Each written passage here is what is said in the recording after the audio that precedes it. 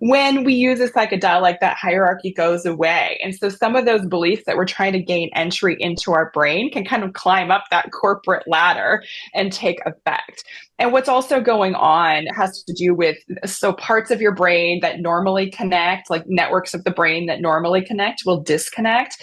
And then other parts that don't normally connect will connect. And this causes some different effects in terms of the potential to help with depression, anxiety, etc. All right. Well, welcome to the show. And it's a real pleasure to have Jennifer Chesak with us today. Welcome. Thank you so much for having me. I appreciate it. So, okay, we did a great episode with Matt Zemon all about psychedelics. And we took a deep dive because I'm pretty ignorant with the topic and I asked him all the stupid questions and I got a lot of that out of the way. So if anybody's listening now and wants to know a little bit more about that, you can go to that episode. I'll have that in the show notes. And he brought your name up a couple of times in that interview because I had questions specifically for women and then women in menopause. And so he was referring to you a lot. And I'm glad to get you on the show now so you can answer a little bit more deeply some of those questions I had. So are you ready? I'm ready. Yeah. Again, thank you so much for having me. Happy to be here. So, that you wrote the book, the Psilocybin Handbook for Women. It's such a great niche, obviously, but I want to first explain to the audience what in the world is psilocybin, and then we can go forward. Yeah, after that. Absolutely. So I'll go ahead and answer that. So psilocybe is a genus of mushrooms, and specifically what we call magic mushrooms. And there are actually over 200 species of the psilocybe type of mushroom, or that genus. There's over 200 species of them. And these mushrooms produce psychedelic effects. So psilocybin itself is a compound in the magic mushroom or all the magic mushrooms. And when it's metabolized in the body, that is what produces the psychedelic effects that we have seen in television, and maybe you've talked to somebody who's actually done magic mushrooms. But it causes those quote end quote tripping effects, and it works by activating our serotonin receptors. So it's working on the serotonergic system essentially, and that's kind of what it's producing the psychedelic effects. Okay. So psilocybin would be a type of psychedelic, like under that umbrella? So psilocybin is the compound in magic mushrooms, and then we kind of say that magic mushrooms are a psychedelic, or psilocybin is a psychedelic. So yes, psilocybin is a psychedelic. So just so people understand, then you have this umbrella term called psychedelics, then you have psilocybin or the magic mushrooms, then you have, say, LSD. What else? There's a couple other abbreviations, MDSR, sure. Or I can't remember. There's MDMA, there's DMT, there's LSD, there's so many. Crazy. And so let's talk then, what in the world are they used for other than tripping out? Because I think a lot of us maybe have heard about mushrooms and recall our days in high school. And that's pretty much the association that I have for when I was younger, until I hit the biohacking community. Then you hear people are using psilocybin for so many other things, and it's not just tripping out. So what are you finding with your community? So, of course, people do use psilocybin recreationally, and we've certainly seen that on film and television, and you may have had your own experiences in high school or college or something like that. But of course, we have this resurgence in psilocybin research and psychedelic research in general. And we're learning through this research, and we knew it from before, but the research is really compounded now, where psilocybin is being studied for things and being used for things like treating depression, anxiety, PTSD, other forms of trauma. Chronic pain is being studied now pretty in depth. Managing the menstrual cycle is something that's just kind of coming up, and research is starting on that. Potentially helping with menopause or perimenopause and menopause symptoms, which I know we're going to dig into in this conversation. And then really just experiencing personal growth. So a psilocybin journey, which is when you take a high enough dose to actually have those tripping effects or those psychedelic effects, can actually elicit a lot of personal growth because you learn a lot about yourself. You learn a lot about what are some of the things that are triggering for you or complicating your life. And psilocybin increases neuroplasticity in the brain. So there's a lot of things happening in the brain, which we can dig into as well. But ultimately, when we have these effects and then we learn from the experience of our journeys on psilocybin, we can actually gain quite a bit of personal growth or self-actualization. So are magic mushrooms legal? So in the US, psilocybin is actually considered a Schedule 1 drug by the Drug Enforcement Agency. And so it is federally illegal, and meaning that and a Schedule 1 drug means that the government doesn't believe that the drug has any therapeutic benefits or medicinal benefits, and it has a high propensity for abuse. And we know through research at this point that's not true. It never was true. So there's some issue with the DEA not really keeping up with the new research. But now we've had legislation in some states and cities around the US, so states and municipalities, and that where psilocybin has become legal under certain circumstances, such as for therapeutic use. The laws are different wherever you are. And so in some places, it's just decriminalized. That doesn't mean that it's necessarily legal, but what it means is that law enforcement is tending not to prosecute, or that's a really low priority for prosecution is someone having psilocybin or being on psilocybin would not be typically prosecuted under a decriminalization law. But yeah, so psilocybin is not legal everywhere. And if someone is considering using it, they want to be sure that they've researched the laws in their city or state, or there's also the alternative of going to a country where psilocybin is either legal or decriminalized. And oftentimes there are retreats going on there where people can go and do that. And I can recommend really good facilitators or trusted facilitators as well, if anyone needs to DM me for that information. Which countries are accepting this as legal? It's complicated. So I actually wrote this huge article for BBC that digs into where it's legal, where it's not, and what the laws specifically are. And so someone can just Google BBC where psychedelics are legal, Jennifer Chesak, and you'll find that article, and it will tell you all the different countries. So in some places, again, it's decriminalized. So Mexico has decriminalization for the most part, I believe. I would have to double check my legality sheet on all of that, but that's a common place where people will go for retreats. Jamaica is another one. So it varies just depending on the country and the region. When you say that you can use psilocybin for therapeutic effects, does this mean in the US at least that you can go to a doctor or psychologist and they can walk you through a journey to help heal you? Just in a few places. So Oregon, for example, the state of Oregon has made some changes to their laws that allow for that. It's not necessarily that you're going to go to your main doctor, your primary care physician, and go through a journey. It's going to typically be with a healthcare professional, a mental health care professional typically, who is well trained in psychedelics and psychedelic assisted therapy. And I believe that you can also do that in Colorado, specifically, I believe in Denver, the laws have opened up for that sort of thing. And then again, in different countries where psilocybin is either legalized or decriminalized, a lot of facilitators from the US will go to these countries and then offer retreats, which of course can be expensive because you've got the international travel plus paying for a retreat. So the other thing that you can do, and again, I'm not encouraging anyone to break laws, but you can research different guides that are kind of working underground and will help you with retreats as well, or like a personalized retreat.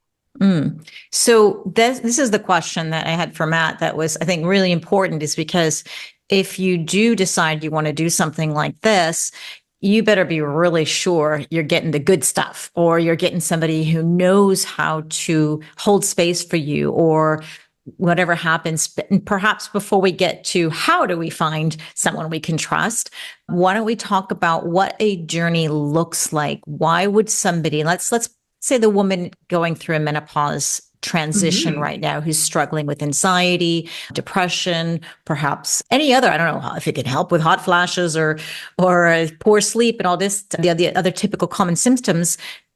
Let's grab an example of a woman like that and say, what was her story? What would her journey look like? A typical journey in a therapeutic setting means that you're not going to be at like a festival tripping and listening to music and stuff like that. You may listen to music during your journey, but what a really good therapeutic session would look like is, again, working with a good facilitator who's knowledgeable about psilocybin and understands how, again, to hold space for you, as you said.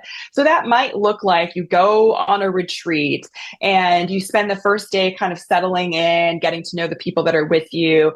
And then you may have what's called a psilocybin ceremony. And that a ceremony to sort of set you up with the intention of going into the journey, to have a really open mind to the experience, keeping you really calm. The best thing I can relate it to in terms of what you might experience with that part of it, kind of easing into it, would be if you were to go and to a yoga class. It's not like they start you out with the power yoga right away. They ease you into all of that, and we set intentions and kind of really calm the mind to prepare you for doing yoga. So it's similar to a psilocybin journey would be very similar to that, where they ease you into that.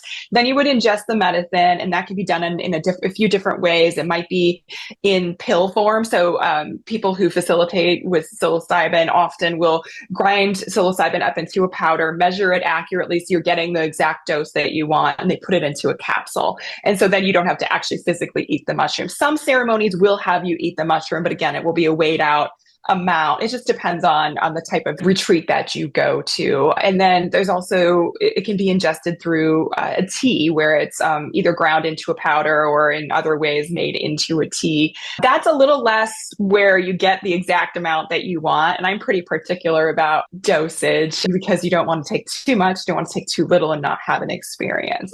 So then what happens is eventually the psilocybin converts to a different compound in the body as it's metabolized, which is called psilocin, and that is what actually causes the psychedelic effect. So after the normal psilocybin is metabolized, it becomes this compound that's going to activate your serotonin receptors. At first, you might feel a sense of euphoria. I definitely did. Really enjoying. I was outside in nature for a bit, really enjoying that, and just feeling how beautiful the world was. So you can feel really euphoric.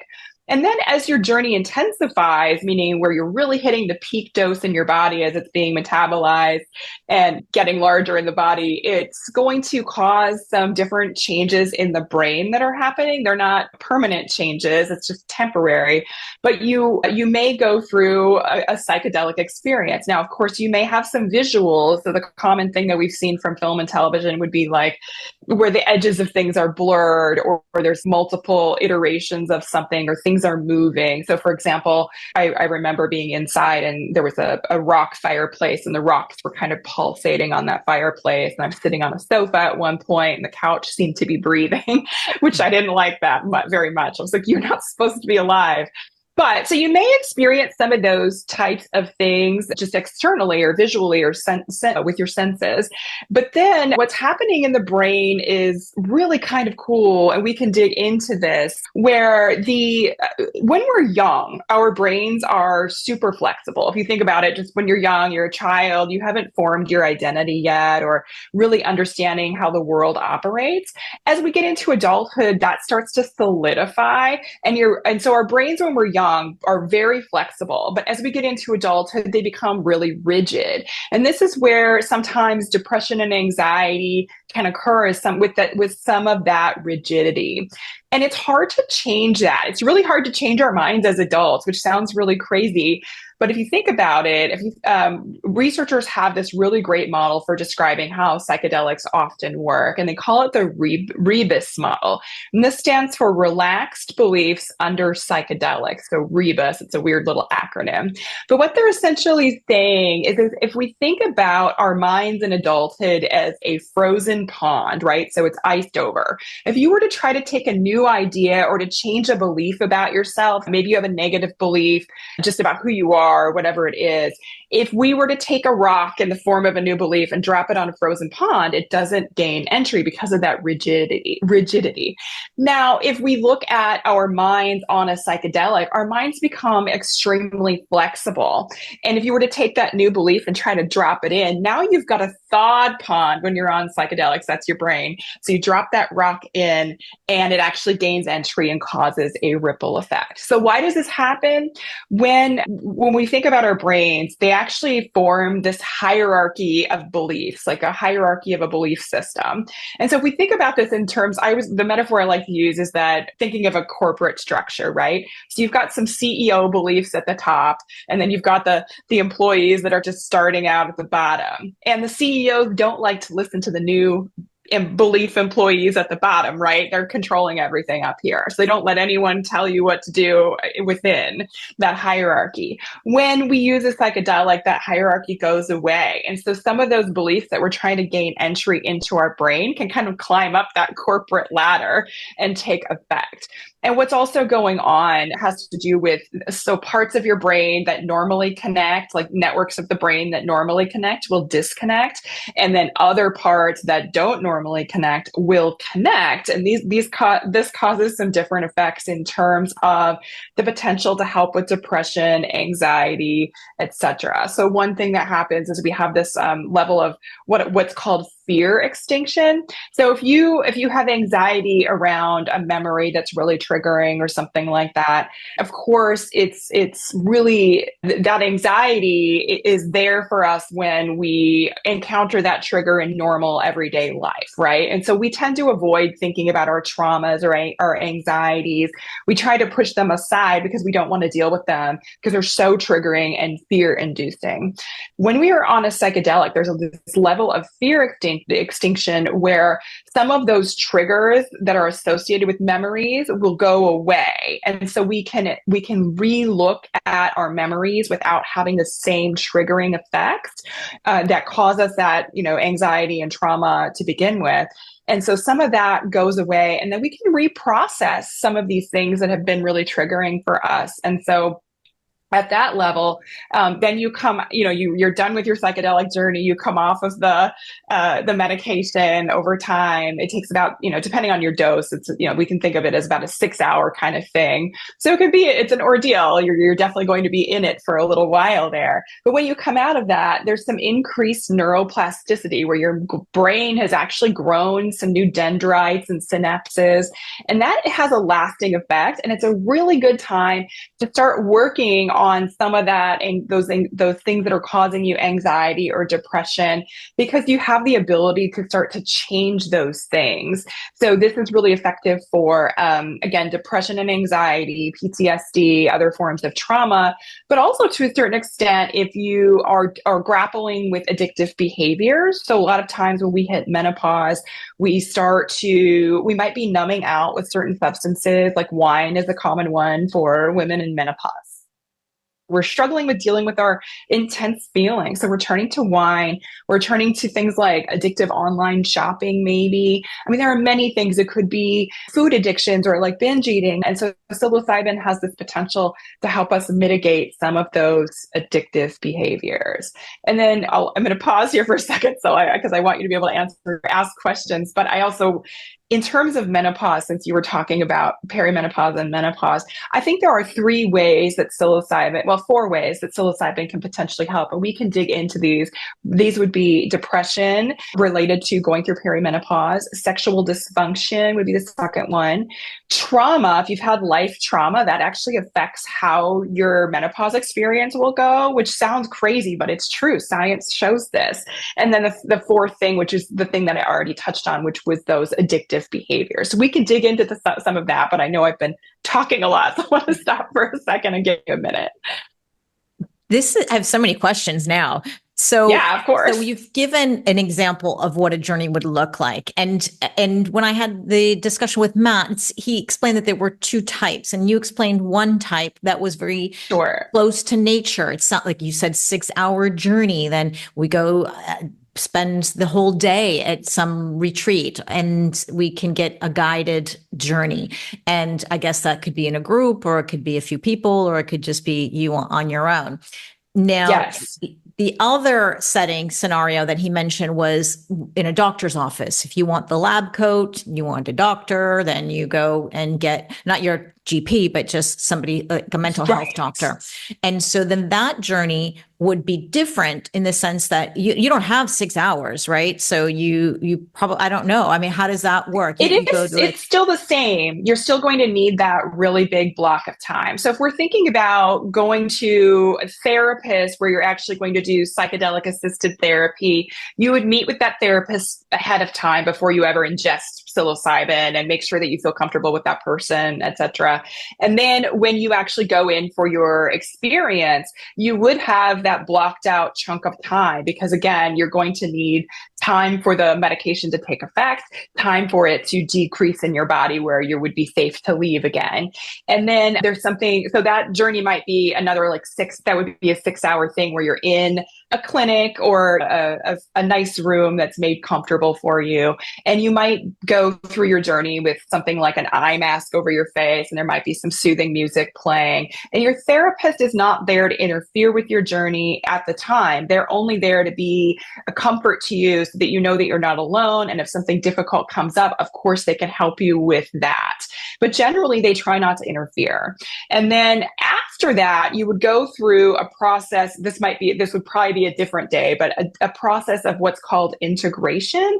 And so integration is this process of learning from your journey. So if something came up for you during your journey that was, you were facing something that you were very anxious about, then you would integrate that in your integration session, which is more like talk therapy at that point. So you would think of that as 3 different times that you're seeing your therapist, and you might see that therapist again subsequently to continue integration in different sessions. Now, if we're looking at a retreat, however, you might be in a setting where you have an eye mask over your face for a little while, and then maybe you go out in nature. It can go both ways. A lot of people do like to be in nature when they're doing a journey, but some people prefer the eye mask where they're just really absorbed in their brain. So it can go either way, but that like a retreat where you're spending more time in nature would work in a similar fashion where you would arrive, you would get acquainted with the people that you're around, if you're around other people or just your guides. And then you would have a day where you actually take the medicine and experience your journey. And then you may have some integration right away, but oftentimes they'll let you kind of rest and enjoy the experience and day. And then you would integrate the next day in a group setting where you're all talking about your experiences, or you might have some one-on-one integration depending on how the retreat is structured. So it can go a few different ways. How much control do you have of your consciousness? I mean, obviously you can't drive a car, but you're in a, like, do you walk around and you talk to people, or you're just in your head? I can't try to visualize a scenario of it's 10 hard to people on visualize. mushrooms, right? Right. It's so hard to visualize. I'm really glad that you brought that up. So I think there's a misconception that we often see from television and film where someone's just completely out of their mind. They're like hallucinating and things are going crazy and whatnot. And that's such a misconception. So at a moderate dose of psilocybin, which is still going to produce those psychedelic effects. So we'll think about 3.5 grams. That's a moderate dose. You will have psychedelic effects. You will see some visuals like I described. You might have some slight hallucinations, but probably nothing super crazy. You would have that on a much higher dose, but I don't recommend that people take that for a high dose for their first experience. And then you are conscious of what's happening around you for sure. Like I was during my first journey, and I didn't feel like I was unsafe in any way or like couldn't control my bodily functions in terms of walking around. You might feel a little, I don't want to say it's like feeling like you're drunk because you're not, but I did feel a little less coordinated. I already struggle with being a klutz. So I was extra klutzy on psilocybin for sure. But generally I was aware of my surroundings, understood what was going on, and felt very safe. And that's the goal of any retreat that you go on, is that you do feel that safety. that was my next question, is that you should hopefully feel safe, because if you're doing this with strangers or a man, you don't Yes. really know what's going to happen, and so I can imagine feeling vulnerable in that sense. So I guess there's probably checks and balances and procedures and things to make you feel really safe, so that you get about with your day. So what are you doing for 6 hours? Like reading a book, walking around in your head, lying down? Like you said, nature. You can't walk for 6 hours, but what does it No. look like? Yeah, I'll explain that. I did want to touch on what you had just said about who you're around matters. And then that is such a huge thing. And in my book, I have a whole chapter about that type of safety. And yes, there have been issues where psychedelic facilitators have sexually assaulted people. And so you do have to be very careful, make sure you're getting working with someone that comes highly recommended and things like that. That's important. And then the main thing I want to emphasize there is that when you're on psilocybin, you are more vulnerable, and then you're open to suggestibility based on that concept that I was describing, where your belief system is much more open, right? And so someone could potentially try something with you that you would, and you might be receptive to it that you normally wouldn't be receptive to when you're not on psilocybin. So that is a really important point. And I have a sort of a checklist in my book for making sure that you're working with a facilitator, or helping to make sure that you're working with a safe facilitator and things like that. And I go into all that, the topic of consent and what to understand before you're going into it, how to make sure that consent is something that's discussed before you do that. But to answer your question in terms of what are you doing for that 6 hours, the time is going to go so fast. It feels like when you're on psilocybin, it feels like time isn't real, because it's just like 3 hours goes by and would feel like an hour or something like that. And people report that quite often. But what you're doing is, I wouldn't necessarily be reading, because you really want to be focusing on your sensations and what are you feeling and what's coming up for you, because that's going to give you the most therapeutic benefit, is if you really are kind of focusing internally. Now, that doesn't mean that you can't be looking at nature and experiencing that sensation that is this feeling of interconnectedness. So when they use psilocybin, they feel like this extreme connection to the universe, to the plants, to the trees, the mountains, whatever it is. And that sounds so cliche, but it's so true. You feel this greater connection to the world at large, to the people around you, to the people that you love, and things like that. And so it can be a really beautiful experience. So I would say many people are just kind of sitting and looking at nature. They might be doing some meditation. They might just be hanging out and chilling and relaxing, and then also working on what's coming up in the mind in terms of kind of thinking about that and digging into it. So you don't necessarily want to be doing activities that take you out of your mind. And if you're in a doctor's office in a small space, I mean, I can imagine 6 hours in one space, that you're pretty much sitting down, standing up maybe, and I don't know, like, you're talking with the therapist or not? Or you're in your world? Often lying down, and again with that eye mask over your face, listening to some really soothing music, like the kind you'd hear in a yoga class or a meditation class. And you might be doing some breath work with your therapist, that kind of thing. And of course, you can take bathroom breaks and whatnot. That's all accessible to you. But you're really just hanging out and working on what's going on in your mind. And it's not that you're like fully tripping for that whole time, because there's a lead up period. And then, so you can think of it as like when you get to peak dose, then you're really going through the journey, and then you kind of come down from it. And it's not like a letdown. It's just the medicine is moving out of your system. And so you're no longer having the psychedelic experience, but you might feel very kind of chill and relaxed and just want to relax and think about your journey so far.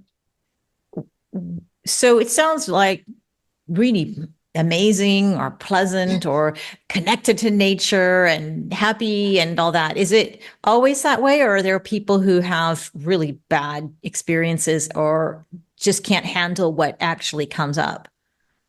You can have negative or challenging experiences. So people have commonly called that a bad trip.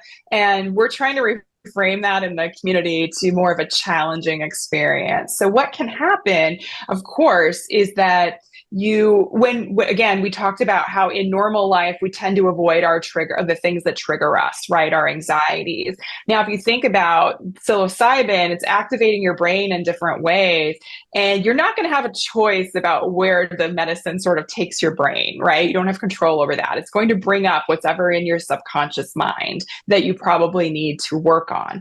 When that first comes up, there is probably going to be a feeling of fear and anxiety because you're so used to shoving those feelings away and down. And so you can initially have some fear and anxiety, especially as that medicine is hitting the peak dose in your body. I definitely did. I had to really tell myself, I need to sit with this. I mean, I didn't have a choice because you can't suddenly get the psilocybin out of your system. There's no way. So I knew I had to sit there with it and really kind of remain calm. But once I agreed to do that, once I told my brain, I'm sitting with this, I have no choice, I got to deal with this, then I was able to look at the things that were coming up for me and understand that I was safe and okay to look at those difficult things.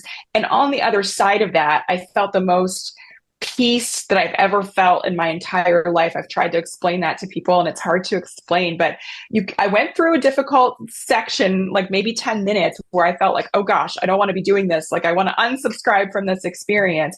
But once I agreed to sit with it and be open to the experience, my brain was okay and I was okay. And then I faced the thing that was coming up for me. And then on the other side of that, again, I felt the most peace I've ever experienced in my life. And I can still tap into that feeling when anxiety comes up for me. So this has just been a really beautiful, profound experience. And I rank my psychedelic experience, my first psychedelic experience, as one of the most profound things I've ever experienced.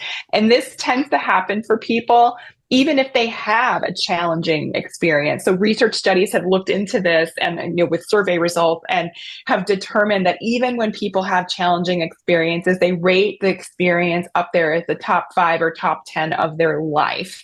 And so often, even when there's a challenging portion of your trip or journey, it still has benefits because sometimes we just have to experience some difficult, uncomfortable things to get out the other side. Mm. It's fascinating. Do most people, or what, I don't know what the percentage is of someone who goes into this and they know they've been sexually abused or they know they've been cheated on by their partner or whatever, or do they go in and go, oh, I forgot about that. And that's something I wanted to shove away and it actually pops up. I mean, how often does one or the other happen? That can happen. So we talked about this idea of setting intentions. And so some people, when they go into like a yoga class or a meditation space, they set a very specific intention of thinking about this one thing or working on this one thing or whatever it may be. The best thing to do from research, what we understand, is instead of setting a specific intention to work on something, set the intention to just be open to the experience, to let the mushroom take you where it's going to take you. Again, it's only going to work on what you need to work on.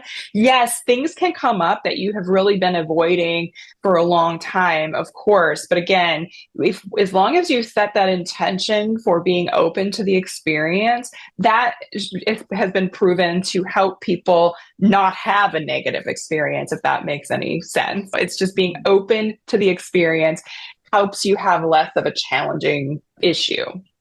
But the question was more like, do most people know what the issues they need to work on before they go into it, whether that comes up or not? I mean, that makes sense. Yes, of course. So a good practitioner will send you forms or have a session with you, like a video session before you meet with them in person to do your retreat. And they're going to ask you about what are some things that you've experienced in your life, or what traumas have you faced, or what's causing you anxiety or impacting some depression symptoms for you. And so they kind of walk you through that and jog your memory about some of those things. And so I think a lot of people, when they do go into a psilocybin journey, know that these types of things may come up for them. Did that better answer your question? Yeah. No, it's just, yeah, I think I would think that most people know, but I don't know because I've Yeah, done some interesting breath work, like holotropic breath work journeys that sound very similar to psilocybin in the sense that you're kind of out of your body, you're in this space, you can have a great experience or maybe not so much. And I've met some people who had some traumatic events who they forgot about it, and then it just comes up, and then they're like, okay, now what do I do with this? Like I didn't expect that. yes, But it doesn't happen so often. It was just a few times that I saw that. So I guess it's quite similar for sure. psilocybin. Yes, that can definitely happen for sure. Then the question I'm thinking about for a woman in menopause, let's give an example because it was interesting how you said your brain becomes a bit more plastic or more, you become more open to suggestion and you may have triggers and then they don't seem to be triggered. They are very soft. It sounds like dulled or softened or doesn't trigger Hmm. you anymore. I guess I'm not sure if during the journey only or after, but that's another question. But let's say a woman who has been sexually abused, and this is causing her problems now going through perimenopause into menopause and sexual issues. And she's done the HRT and she's done the therapy and is trying to figure this all out. And in the end, maybe she concludes that, yeah, I guess there's certain triggers in her life that are causing problems for her own sexual life with her partner, who, whatever. So let's choose somebody like that. And then she goes through this journey and then I guess she hallucinates or visual come up and she's trying to deal with this event that happened in her life. And then she comes out of that experience. So what happens next? Is she like cured or like she has to go to this 10 times or what is her next step? So you're not cured, and psilocybin isn't going to fix everything. It's not going to be this healing thing that just happens automatically because you took the medicine. It's really you that are doing the work, and this usually occurs after the journey. So you do some really important integration with your therapist. Integration can happen in different ways too. It can happen through journaling, working with integration groups that are online. So there's lots of circles, like Zoom circles, where people integrate together, and that can be a very healing experience as well. But we talked a little bit about that increased level of neuroplasticity that happens. So that the during your journey, neuroplasticity starts to happen where your brain is growing these new dendrites and synapses, and that really can help with the integration part afterwards. So that part is lasting, the neuroplasticity part, not forever, but it can last for several weeks. And so that's why it's a really important time to start that integration process. So if we think about what studies are showing us in terms of depression and anxiety, specifically depression, the research is showing that after this experience, the mitigating depression effects that's lasting for, it depends on the research study that different ones show different time frames, but typically a journey can last, the effects of a journey on depression in terms of mitigating depressive symptoms can last from roughly anywhere from 6 weeks to a year. So most people who are using psilocybin in a therapeutic sense like this aren't tripping all the time, of course. They're not doing it like every weekend. You don't need to. It has this lasting effect. So a lot of people will do something like they will schedule a journey maybe once a year or maybe every 6 months or something like that. And they may do something called microdosing in between. So microdosing is taking a very minuscule amount of psilocybin that would not cause any psychedelic effects. You could go about your normal day just as like you took Tylenol essentially. And it can help to reconnect you to that experience of your journey, not in a way where you're tripping, but just reconnect you to some of those feelings of safety and not having the fear with your triggers. It can help mitigate a little bit of depression and anxiety and just kind of take the edge off your day. So a lot of people do microdosing in between their larger journeys, but in general, you don't need to do a journey constantly. Like you don't need to do it every weekend or even once a month to have these beneficial effects.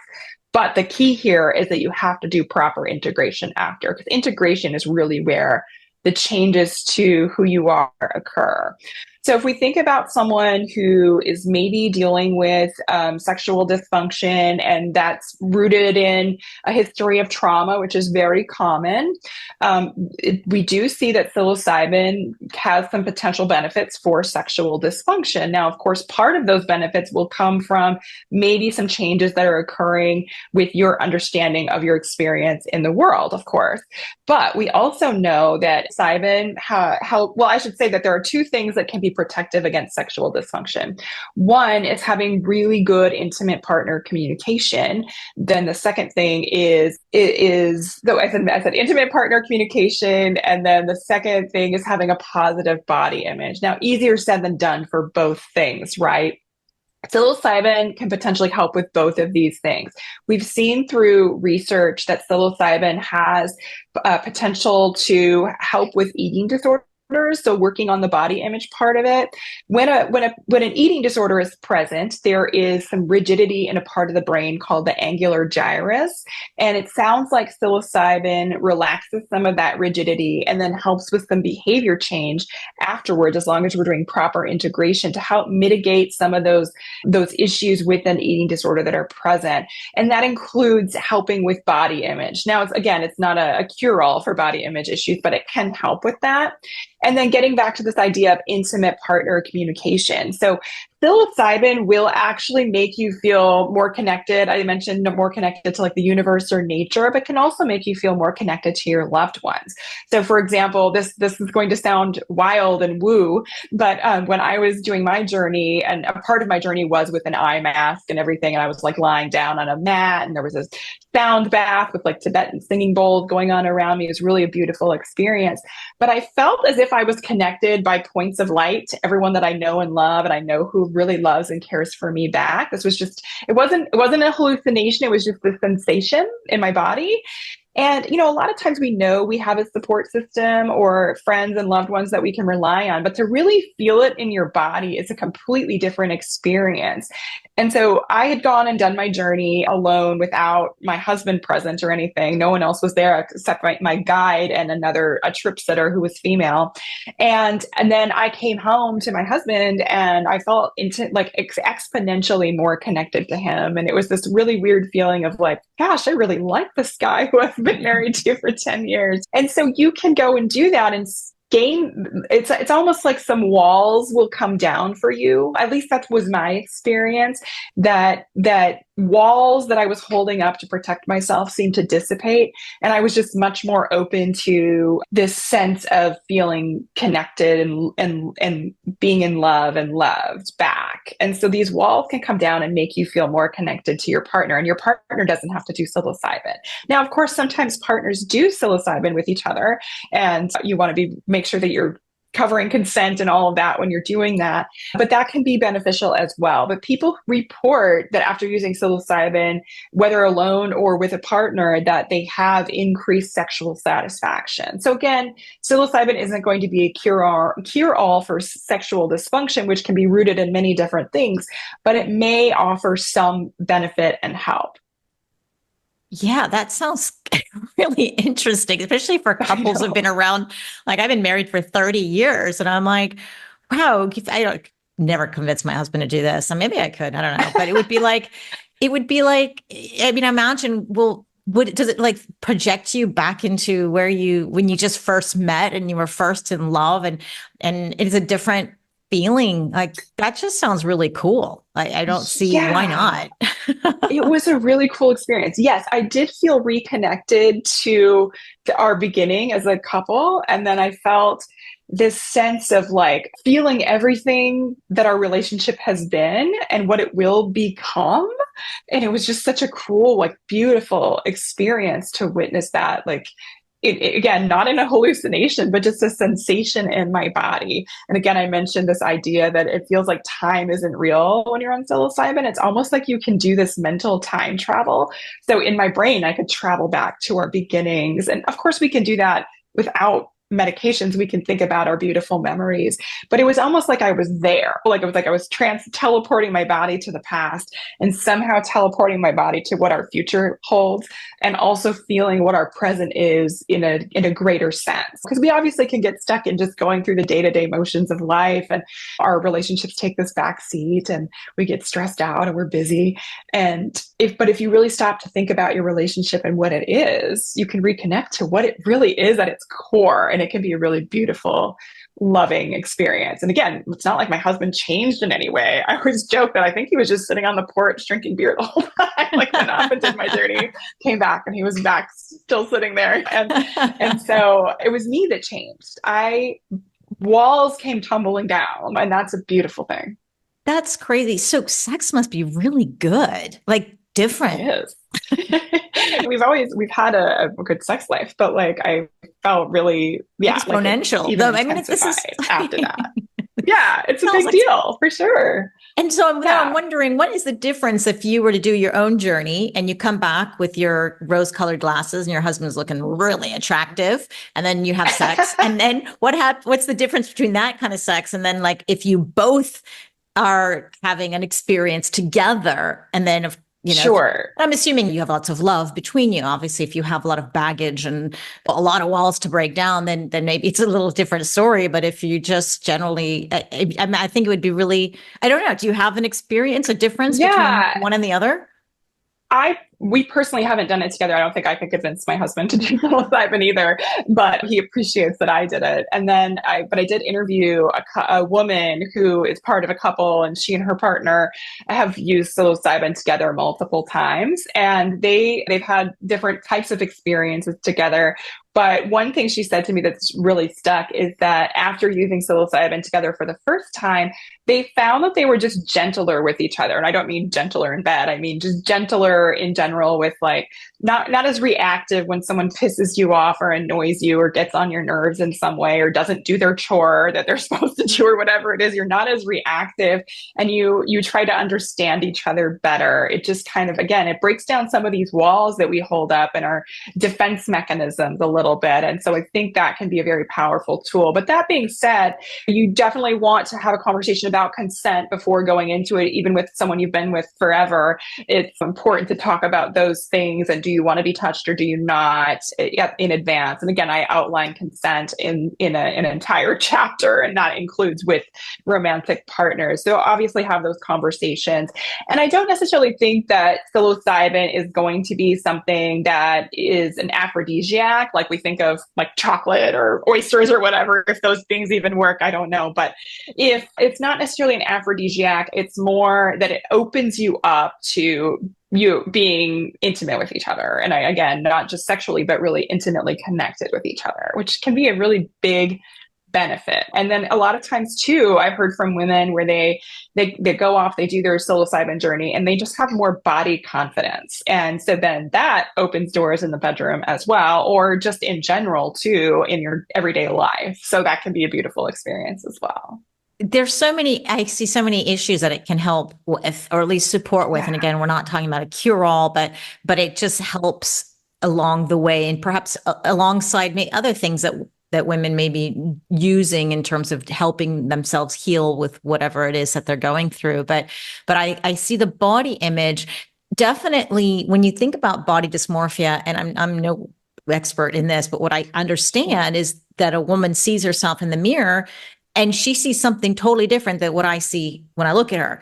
And that's a brain thing. How can you see somebody who's maybe normal or a healthy body weight, but yet she sees somebody fat or something like that? So does the brain, because you said it affects the brain, is that for those people who have body dysmorphia, can it help with that? We're still learning about this through research, but research so far with psilocybin and eating disorders and body dysmorphia is really promising. And we have some clinical trials on that already. And again, it comes back to this idea of that rigidity in the angular gyrus that is causing some of that body dysmorphia. It's the way that our brain projects our body to ourselves. And that can affect many different things. But psilocybin seems to help with that, where it can alleviate some of those body dysmorphia or distortions that we see with our own body. Again, it's really important to do that integration part of it as part of the program that you're working on. So to help with if you have body dysmorphia or a type of eating disorder that has that present, it's really important to follow through with integration with a therapist. Super interesting. You mentioned that the way people dose, and you said you're really into the dosages, and they're cutting the mushrooms up and grinding it and then putting it in a capsule because it's sort of quote unquote a natural product. How do we know that there's an exact dose each time as opposed to something synthetic that a lab makes and they know exactly what's in there? There's a lot of discrepancy there? I mean, there can be some differences in terms of if you take this specific species, it might cause like more of a calm journey, whereas other ones are known to take you a little deeper into your mind, these different species. So we're still, or I should say strains of species, because we have different species, then we even have different strains within the species, which is, so it can get really complicated. And I think we're still learning through research, like what each strain brings to the table. But in terms of dosage, I think you can get pretty accurate with the dosage based on, as long as you have a legit psilocybin mushroom. And again, I don't want to encourage anyone to go out and forage for mushrooms and then experiment, because obviously that could end in a very bad way because there are poisonous mushrooms out there. So you want to make sure that you are getting the right medication, of course, and then following the dose kind of schedule. I shouldn't say a schedule, but what is a dose that's going to produce psychedelic effects? What's going to take you even beyond that? So there's something called a heroic dose, which is like 5 milligrams or over. And that is going to be for really experienced psilocybin users who want to go for a very deep, extensive journey. But it can be destabilizing for the average person who's never experienced psilocybin before. So you're going to want to stick to like that range of 2 to 3.5 milligrams for your first journey. I should say grams. I said milligrams. That 2 to 3.5 grams. The heroic dose is 5 grams or more. And then if you think about microdosing, which is something that I already mentioned, a microdose again is something that's not going to cause psychedelic effects, but we're talking about 1/10 of a gram. So that's so small. And so that's a very different experience than when you are doing something like a moderate dose. There's even something called a museum dose. And so this is more about 1 gram or so, 0.5 to 1 gram. And it's called a museum dose because it can be fun to experience that when you're like out looking at art or at a festival and that kind of thing, where you aren't going to be tripping out of your mind in some way. You're just going to experience those euphoric fun effects of the psychedelic. So there's a lot of different doses. I outline them in the book if anyone wants more information on that. Yeah, we gotta get this book. I'm not sure this is going to come out already too late, but we do have 3 books going to our Biohacking Menopause group giveaway, but they'll be already done by then. But we got always other great giveaways too. So I'm wondering, is there any side effects of psilocybin on women's hormones, and specifically it's the sort of the sexual hormones, estradiol or estrogen and progesterone, testosterone, and beyond? Yeah, we're still learning about all of this, but the research so far is pretty fascinating. So we're finding that estrogen does affect the binding at the serotonin receptor sites. I mean, it might mean you have to change your dose. You might need a little bit more when your estrogen is high, potentially. But I wouldn't mess with that too much until we have more research. I would just say kind of stick to that 2 to 3.5 grams. If 2 grams doesn't seem to ever produce a psychedelic effect, then you can work your way up. I always say, start low, go slow. You can always do another journey down the road if it didn't produce the results that you were expecting or thinking that might happen. And then in terms of, so we don't know much about progesterone with psilocybin yet. Again, we don't really know much about estrogen either, because of course that hasn't been studied extensively. But we do know that that psilocybin does potentially impact the menstrual cycle. So of course our menstrual cycles occur along the hypothalamic pituitary gonadal axis, or the HPG axis, meaning that our brains are communicating with our ovaries and telling one hormone what to do. And when one hormone kicks off, it tells another one. That's why we have the phases of the menstrual cycle. At the same time, we all have another axis in our bodies that is our stress response. So that's the hypothalamic pituitary adrenal axis, or HPA axis. And so you can tell, and when we use psilocybin, we are activating the serotonin receptors along our stress response axis. And we can tell by their names that these axes overlap with the hypothalamus, which is part of the brain, and the pituitary gland as well. And so we know, as someone who has menstruated at one point in her life, I know that my menstrual cycle sometimes makes me more stressed out. And sometimes when I'm stressed, that can impact my menstrual cycle. Like I've had stressful times where I've had a complete absence of a period. So we know they overlap. So researchers are saying it's not a stretch that your psilocybin journey may impact your menstrual cycle, and vice versa, where you are in your menstrual cycle may impact your journey.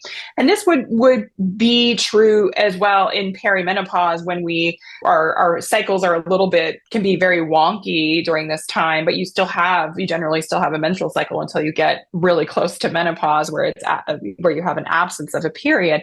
But even then, you're still having some fluctuation. So again, we just really need more research on how the different hormones impact the psilocybin journey, or vice versa. The prevailing wisdom right now, which comes from indigenous wisdom, which is really important to understand, is that the only reason we have psilocybin in like mainstream society is because indigenous communities have used it for thousands of years, right?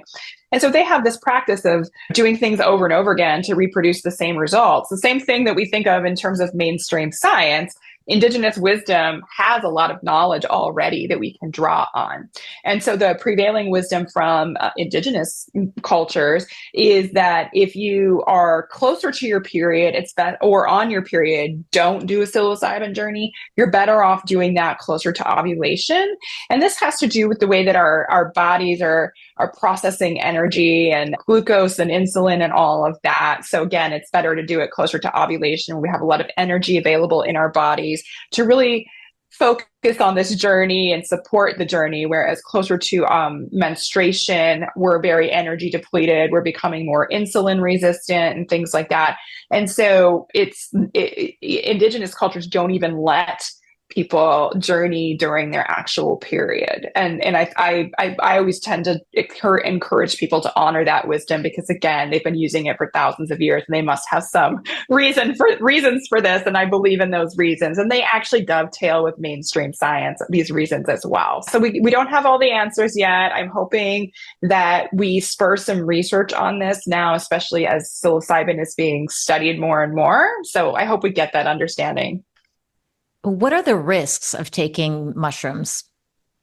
I'm glad you brought that up. I do have a whole safety chapter. Well, if you have certain underlying conditions, it's worth pausing and saying, is this really right for me? So things like if you have a heart condition, so psilocybin it does stimulate like more rapid heartbeat, a little bit higher blood pressure when you're on it, probably not at a dangerous level. But if you have a heart condition, you definitely would want to be careful with that and talk to a medical professional before you undergo a journey of any sort. Same thing if you have something like type 1 diabetes, or I should just say diabetes in general, because when you're on psilocybin, you may be impacted in the ways that you are able to manage your condition, whether that's monitoring your glucose level or having to administer insulin. I mean, of course, you can have a medical professional with you to do all of that for you. I mean, it was a concern for me as someone who I have asthma and I have like an allergy to bees. I knew I was going to be out in nature. And I was like, what if I get stung by a bee? Am I going to know how to inject myself with my EpiPen? So if you have underlying conditions, it's really important to be working with someone who can help keep you safe and make sure that you're safe to undergo the journey. Now, in terms of toxicity, psilocybin is, if we were to look at illicit drugs and whatnot, I hate that term, but if we look at illicit drugs and some over-the-counter drugs, psilocybin and cannabis are considered the least toxic, whereas things like alcohol, and which are widely available and legal, and even like acetaminophen, which is in Tylenol, are highly toxic and they could be very damaging to the liver. Psilocybin is not that way. It's non-toxic. So we don't have issues where people have like overdosed in the sense of like overdosing and dying. Of course, you could ingest too much of it if you aren't careful with your dosage and have a very intense trip and experience that can be very destabilizing. So that's something to consider. But people aren't dying from psilocybin. There's two instances where a death has been associated with, or deaths have been associated with psilocybin use. One was in a person who had had a heart transplant. The other was also in a person who had had a heart condition. And we aren't even sure if it's actually linked to the psilocybin or if the person just had a heart incident at the same time that they were using psilocybin. So it's unclear. But that's in the whole history of the US having access to psilocybin. And so this goes back decades and decades. We don't have instances of death. Now, that doesn't mean that psilocybin is just completely safe and you can just use it willy-nilly. You want to be very careful. And you especially want to be very careful in terms of if you have a mood condition. So this could be extreme depression or anxiety, personality disorders such as borderline personality disorder, or any of the cluster B personality disorders, that kind of thing, schizophrenia, anything like that. You would want to be making sure that you're working safely with a medical professional who is with you at the time of your journey, just because psilocybin can be incredibly destabilizing. And so if you're already grappling with mood disorders, then you may not have the tools within yourself to keep yourself really, really calm. And you may need an extra element of support for that. And in some cases, facilitators are not working with people who have mood disorders yet. At the same time, we are starting to study that through clinical trials as to whether psilocybin can help with some of those things. So it's a complicated situation. And I do want people to recognize that we shouldn't be using psilocybin just willy-nilly. And especially if you have underlying conditions, take certain medications or have a mood disorder. And I think you might be asking about medication, which I'll touch on briefly. So if you are taking an SSRI or some other type of antidepressant that's very similar, a common question that I get is, can I use psilocybin at the same time as using an SSRI or something like that? And the answer is complicated. So through research, we're learning that likely that there was a concern at one point that because we're activating the serotonin system with psilocybin, that if you also are on an SSRI or an SNRI? Yes, the other type of antidepressant. If you're on one of those, you could be causing serotonin syndrome, which is a dangerous condition where you have too much serotonin built up in the body. Now, research is now showing that's unlikely the case.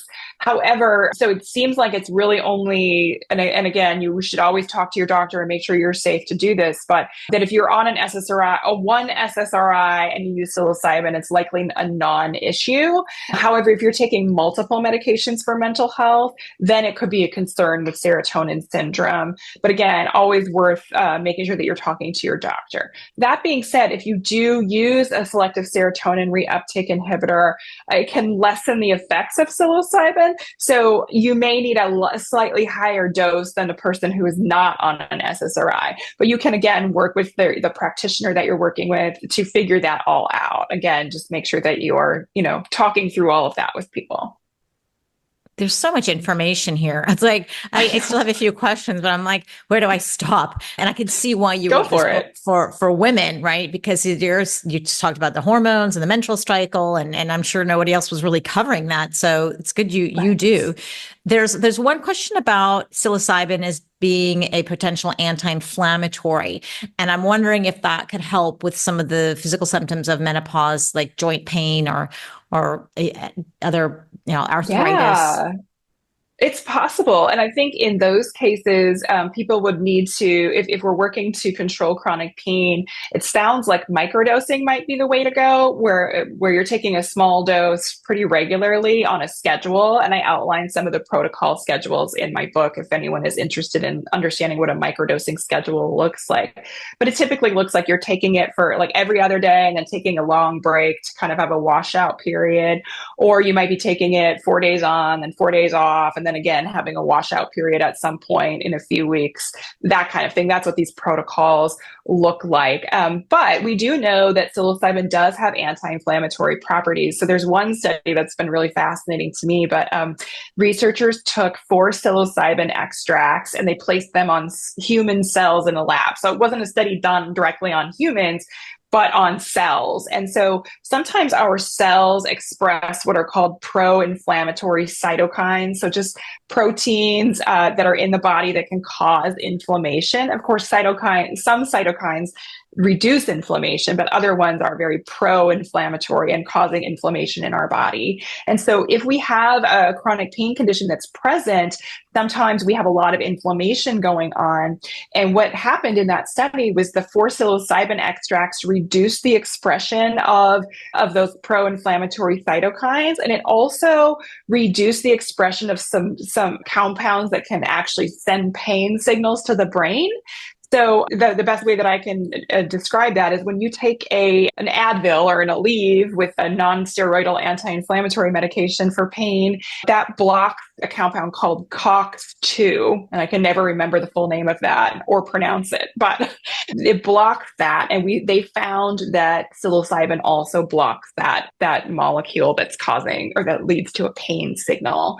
So that does hold a lot of promise. Of course, we need clinical trials on all of these things to like sort of say yes or no, psilocybin works or it doesn't, and what would be the protocols for treating these things. But we're seeing some really good results potentially for migraine, reducing migraine episodes, possibly with joint pain. I don't know if we have direct research on that. And then you also mentioned something like hot flashes. So as a symptom of menopause, which of course is going on, and that's happening in the brain. So the hypothalamus part of the brain is really responsible for our hot flashes. For some reason, as our estrogen declines and our progesterone levels change as well, our brains can't handle slight minuscule temperature changes, which is just so fascinating. Before, they can handle even little minuscule ones. It's a pretty wide range that they can handle without your brain freaking out your body and saying, all right, we got to cool things off here. But when we hit menopause or perimenopause and we start to have these declines or fluctuations, then those hot flashes can occur because the hypothalamus is like, I can't handle any sort of temperature change, And we don't know if psilocybin can help with that yet. We don't have clinical trials on that, but I do believe that some of the effects that psilocybin has, perhaps on that hypothalamic pituitary adrenal axis, may have a benefit. I did touch on this briefly before, where I was mentioning that if you've had trauma in your past, so if you've experienced what are called adverse childhood experiences, or what researchers call ACEs for short, these are any kind of trauma that occurred in your childhood, whether that was abuse and neglect, having a parent who was incarcerated, living in poverty, all of these different things, being very ill as a child, experiencing a natural disaster like a hurricane, something that really upset you as a child. Bullying. Sorry, because I wrote a paper on this in my gerontology class, and you listed them all. But we also learned that it's just being bullied. Like, who hasn't been bullied at school? So it doesn't have to be like you went through a war or parents was in jail, but it can be something quite simple and common. It can, as absolutely. Bullying. And that's kind of scary. That'll count. It is scary. There's a statistic that it's 1 in 6 adults has experienced 4 or more ACEs. So that is a lot of trauma that we've all experienced, especially at an early age. What happens with these ACEs is that it actually physically changes your stress response, where that fight or flight system can get kind of jacked on all the time, where your body and your brain are kind of constantly looking for any sort of perceived threat, even when a threat isn't present, and you have trouble tapping into your parasympathetic nervous system, which is your really calm system. And so what we've learned is that, again, these ACEs can actually physically change that stress response, and then that can impact your menopause symptoms later in life. So it can make you actually have worse menopause symptoms. I think there's the statistic is that if you've had 4 or more ACEs in your life, then you're more likely to have worsened menopause symptoms, including hot flashes. And we can see how that might be connected because of the hypothalamus part of the HPA axis, that fight or flight system. And so your brain may have trouble determining what is really a threat and what is not. And so again, these temperature changes may be the response that you have when you're having a hot flash, that may be exacerbated if you've had ACEs. And what we do know, or I'm circling back to psilocybin here, is that we do know that psilocybin actually lessens our psychological response to ACEs. So there is some science to show that psilocybin can reduce that response that we've got built in from our ACEs, help reduce our trauma response. And then that, we don't know this yet, but we think, or we theorize, that may be able to help with alleviating some of these menopause symptoms that we are experiencing. That makes perfect sense coming full round, because we do know that if you had depression as an adult, younger adult, a clinical depression, then you're more likely to have it again as you're going through this perimenopause to menopause transition. So it makes sense if psilocybin can help with depression in general, well then, yeah, it can help with your menopause experience. And there's absolutely. Yeah. So I was so many interesting things. I would never be even open to hearing to something like this maybe 10 years ago when I was like, oh, drugs, no way. Like, I don't want to hear it, blah, blah, blah. And then I read this, or I don't know if it was, I don't know if I read the book, or I listened to a podcast with Michael Pollan, and he was explaining about psychedelics and what happens to the brain. And I was like, oh, wow, maybe I should try some of this stuff. It sounds amazing. So I think since then, a lot of more research has come out, and I'm glad this is coming more mainstream. And the way that Matt explained it too is this kind of great alternative to the synthetic drugs that have a lot of side effects. And this one doesn't seem to have very many, if any at all. So it's quite a different, it's an alternative. The only thing is that you said it's maybe not so easy to get and find people who you can trust, or a doctor who works with this. So how does somebody go about finding someone they can trust? I think typically a lot of people end up working with a practitioner that they've found by going to a retreat or something like that. And then a lot of these practitioners and guides then have processes for obtaining the medication, and in terms of psilocybin, and then they will in some cases ship it to you. So again, I'm not encouraging anyone to do anything illegal, but at the same time, our government is not keeping up with the science, and we do have plenty of research to indicate that psilocybin does have these therapeutic benefits and has really helped people, including veterans who are contemplating suicide, all of these things. And so it's frustrating that our laws have not kept up with that. But if you can find someone that you trust, and again, I outline some of the processes for doing that in my book, oftentimes they will have a pipeline for really safe medication that you can trust, and they will ship it to you. So again, not advocating that people break the law, but I also do advocate for health in a big way. And sometimes you have to take certain steps. Interesting. So, okay, we got to get your book. I'll have the links to the book, the Psilocybin Handbook for Women, in the show notes. And you are on every single piece of social media, either as Jennifer Chesak or just Jen Chesak. And I will have links to that in the show notes too. And so let's just end a little bit on your own perimenopause or your postmenopause right now, no? So I'm in perimenopause still. You're in perimenopause. I mean, I guess I don't really know where I'm at because I don't have a uterus. So I don't have a menstrual cycle anymore.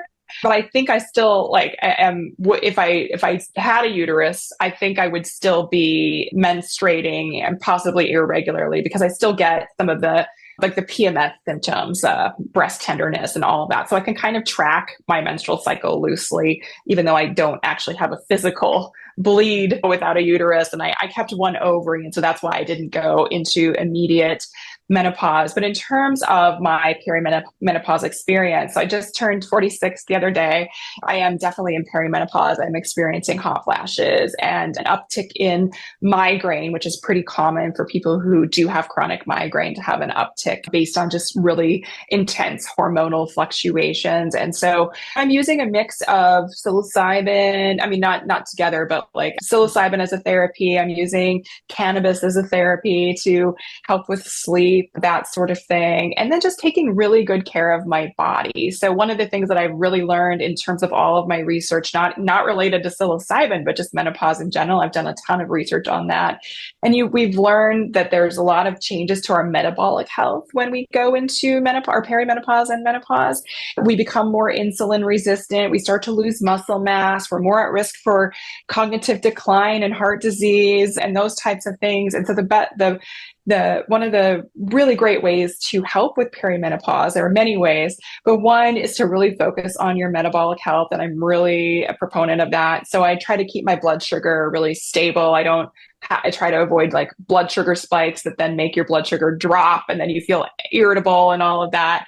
I do a lot of weightlifting now. I'm really trying to preserve and build muscle because that keeps you more metabolically healthy. I'm a big runner, so I'm out running all the time and getting my cardio in to preserve my heart health, and just really focusing on good nutrition as well. And these things are seemingly getting me through. Of course, I'm a big proponent of people knowing that HRT is out there for them, and in general it's safe for most people. For some people it may not be as safe, and you need to have a conversation with your doctor personally to make sure that your risk factors aren't there, or if they are, what can be done. Sometimes there's different ways to take HRT, so instead of orally you might be able to do a patch depending on your medical history. Myself, personally, I have a history of blood clots, and then I have a history of migraine with aura, and I have endometriosis. And these are all risk factors for using HRT, especially with endometriosis. It can cause more endometrial growths, and so are endometriosis lesions. So I'm staying away from HRT, but for most people, it can be really highly beneficial. But because I'm still working with my doctor to figure out if there is some type of HRT I can take. We're not sure yet. But what my point here is that if for some reason that you're not a candidate, there are so many other things that you can also do. But again, huge proponent of HRT if you're a candidate for it. Progesterone. Yeah, absolutely. That too. Yes. Progesterone is something to maybe look at. But yeah, there's so many ways. And that's why we always want to go talk to our doctor. But I think what you outlined in terms of all the basic health and wellness things that we know we should be doing, do it because that's the foundation, HRT or not. So we need to do all of those things anyways. But thank you so much for your sharing your tips and all this information on psilocybin. I think we all now know what to expect. Yes.